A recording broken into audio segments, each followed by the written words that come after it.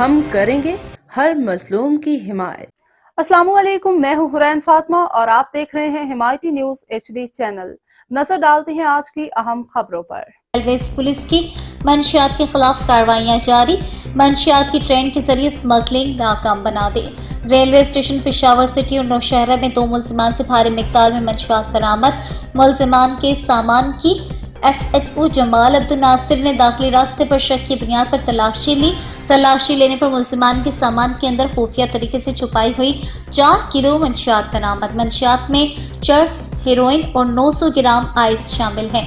SP Peshawar کوثر عباس نے بتایا کہ دونوں ملزمان ٹرین جعفر اور خیبر میل میں سوار ہونے کی نیت سے ریلوے اسٹیشنوں میں داخل ہوئے۔ ملزمان جانس خان اور افتخار احمد منشیات کو خیبر پختونخوا سے پنجاب اسمگل کرنا چاہتے تھے۔